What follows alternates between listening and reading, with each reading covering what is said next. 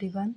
श्रीमन नारायण दोस्तों, आपके अपने चैनल हर दिन कुछ नया में आपका बहुत बहुत स्वागत है। तो आज की वीडियो में हम सुनेंगे श्रावण माह के शुक्ल पक्ष में आने वाली पुत्रदा एकादशी व्रत कथा को। तो कथा का श्रवण करने के लिए चैनल पर बने रहें और वीडियो को स्किप बिल्कुल ना करें। तो चलिए कथा का श्रवण करते हैं। और यदि आपने अभी तक चैनल को सब्सक्राइब नहीं किया है तो चैनल को सब्सक्राइब अवश्य करें, साथ ही बेल आइकन को प्रेस करें। इससे ये होगा कि मैं कोई भी वीडियो अपलोड करूँगी तो इसकी नोटिफिकेशन सबसे पहले आपके पास पहुँच जाएगी। तो चलिए कथा का श्रवण करते हैं। श्री युधिष्ठिर कहने लगे कि हे भगवान, मैंने श्रावण माह की कृष्ण पक्ष की कामिका एकादशी का सविस्तार वर्णन सुना है। अब आप कृपा करके मुझे श्रावण माह के शुक्ल एकादशी का क्या नाम है, व्रत करने की विधि क्या है तथा इसका महात्म्य बताइए। मधुसूदन कहने लगे कि इस एकादशी का नाम पुत्रदा एकादशी है। इस एकादशी को पवित्रा एकादशी भी कहा जाता है। पुत्रदा एकादशी व्रत करने वाले व्यक्ति को पूजा के बाद श्रावण पुत्रदा एकादशी व्रत की कथा जरूर सुननी चाहिए। ऐसा करने से व्रत का पूर्ण फल प्राप्त होता है और समस्त प्रकार की मनोकामनाएं पूर्ण होती हैं। अब आप शांतिपूर्वक इसकी कथा सुनिए। इसके सुनने मात्र से ही वाजपेयी यज्ञ का फल मिलता है और इस दिन कृष्ण भगवान के बाल स्वरूप की पूजा की जाती है। जिन माताओं बहनों को संतान की प्राप्ति नहीं हुई है और शादी के कई वर्ष हो गए हैं तो उन्हें श्रावण शुक्ल पक्ष की पुत्रदा एकादशी का व्रत अवश्य करना चाहिए। पुत्रदा एकादशी व्रत कथा। द्वापर युग के आरंभ में महेशमती नाम की एक नगरी थी जिसमें महिजीत नाम का एक राजा राज्य करता था। लेकिन पुत्रहीन होने के कारण राजा को राज्य सुखदायक नहीं लगता था। उसका मानना था कि जिसकी संतान ना हो उसके लिए यह लोक और परलोक दोनों ही दुखदायक होते हैं। पुत्र सुख की प्राप्ति के लिए राजा ने अनेक उपाय किए, परंतु राजा को पुत्र की प्राप्ति नहीं हुई। वृद्धावस्था आती देखकर राजा ने प्रजा के प्रतिनिधियों को बुलाया और कहा, हे प्रजाजनों, मेरे खजाने में अन्याय से उपार्जन किया हुआ धन नहीं है। न मैंने कभी देवताओं तथा ब्राह्मणों का धन छीना है। किसी दूसरे की धरोहर भी मैंने नहीं ली। प्रजा को पुत्र के समान पालता हूँ। मैं अपराधियों को पुत्र तथा बांधवों की तरह दंड देता रहा। कभी किसी से घृणा नहीं की, सबको समान माना है। सज्जनों की सदा पूजा करता हूँ। इस प्रकार धर्मयुक्त राज करते हुए भी मेरे पुत्र नहीं हैं, सो मैं अत्यंत दुख में हूँ। इसका क्या कारण है? राजा महिजीत की इस बात को विचारने के लिए मंत्री तथा प्रजा के प्रतिनिधि वन को गए। वहाँ बड़े बड़े ऋषि मुनियों के दर्शन किए। राजा की उत्तम कामना की पूर्ति के लिए किसी श्रेष्ठ तपस्वी मुनि को देखते घूमते फिरते रहे।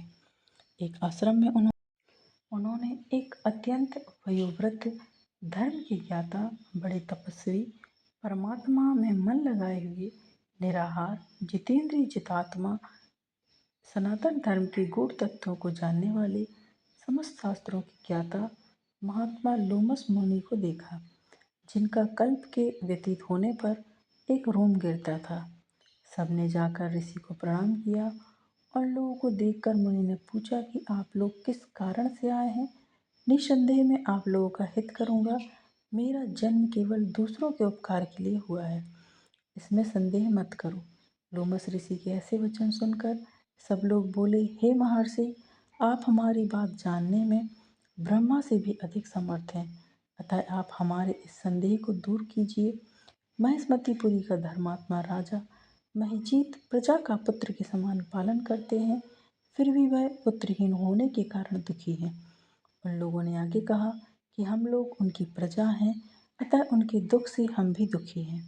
आपके दर्शन से हमें पूर्ण विश्वास है कि हमारा यह संकट अवश्य दूर हो जाएगा, क्योंकि महान पुरुषों के दर्शन मात्र से अनेक प्रकार के कष्ट दूर हो जाते हैं।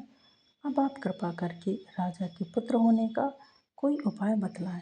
यह वार्ता सुनकर ऋषि ने थोड़ी देर के लिए नेत्र बंद किए और राजा के पूर्व जन्म का वृतांत जानकर कहने लगे कि यह राजा पूर्व जन्म में एक निर्धन वैश्य था। निर्धन होने के कारण इसने कई बुरे कर्म किए हैं। यह एक गांव से दूसरे गांव व्यापार करने जाया करता था। एक समय ज्येष्ठ मास के शुक्ल पक्ष की द्वादशी के दिन मध्याह्न के समय जबकि वह 2 दिन से भूखा प्यासा था, एक जलाशय पर जल पीने गया। उसी स्थान पर तत्काल ही ब्याही हुई प्यासी गौ जल पी रही थी। राजा ने उस प्यासी गाय को जल पीती हुई हटा दिया और स्वयं जल पीने लगा। इसलिए राजा को यह दुख सहना पड़ा।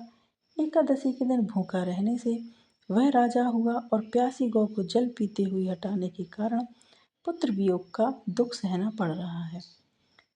ऐसा सुनकर सब लोग कहने लगे, हे ऋषि, शास्त्रों में पापों का प्रायश्चित भी लिखा है, अतः जिस प्रकार राजा का यह पाप नष्ट हो जाए, आप कोई ऐसा उपाय बताइए। लोमस मुनि कहने लगे कि श्रावण शुक्ल पक्ष की एकादशी को, जिसे पुत्रदा एकादशी भी कहते हैं, तुम सब लोग व्रत करो और रात्रि को जागरण करो, तो इससे राजा का यह पूर्व जन्म का पाप अवश्य नष्ट हो जाएगा, साथ ही राजा को पुत्र की प्राप्ति होगी। लोमस ऋषि के ऐसे वचन सुनकर मंत्रियों सहित सारी प्रजा नगर को वापस लौट आई और जब श्रावण शुक्ल एकादशी आई तो ऋषि की आज्ञा के अनुसार सबने पुत्रदा एकादशी का व्रत किया और रात्रि जागरण किया। इसके पश्चात द्वादशी के दिन इसके पुण्य का फल राजा को दिया गया। उस पुण्य के प्रभाव से रानी ने गर्भ धारण किया और प्रसव काल समाप्त होने पर उसके एक बड़ा तेजस्वी पुत्र न हुआ। इसलिए हे राजन, इस श्रावण शुक्ल एकादशी का नाम पुत्रदा एकादशी पड़ा है। अतः संतान की सुख की इच्छा हासिल करने वाले इस व्रत को अवश्य करें। इसके महत्व को सुनने से मनुष्य सब पापों से मुक्त हो जाता है और इस लोक में संतान सुख भोग कर परलोक में स्वर्ग को प्राप्त होता है। जय श्री हरि। आज की ये पुत्रदा एकादशी व्रत कथा यहीं पर संपन्न होती है। यदि आपको आज की कथा, आज का वीडियो पसंद आया है दोस्तों, तो वीडियो को लाइक कीजिए, शेयर कीजिए अपने दोस्तों के साथ, अपने परिवारजनों के साथ, ताकि उन तक भी ये वीडियो पहुँचे और वो भी कथा का श्रवण कर सकें, कथा का लाभ ले सकें। और यदि आपने अभी तक चैनल को सब्सक्राइब नहीं किया है तो चैनल को सब्सक्राइब अवश्य करें, साथ ही बेल आइकन को प्रेस करें। आगामी व्रतों एवं त्योहारों की जानकारी के लिए चैनल पर बने रहें। मिलते हैं नेक्स्ट वीडियो में दोस्तों। हर हर महादेव। श्रीमन नारायण।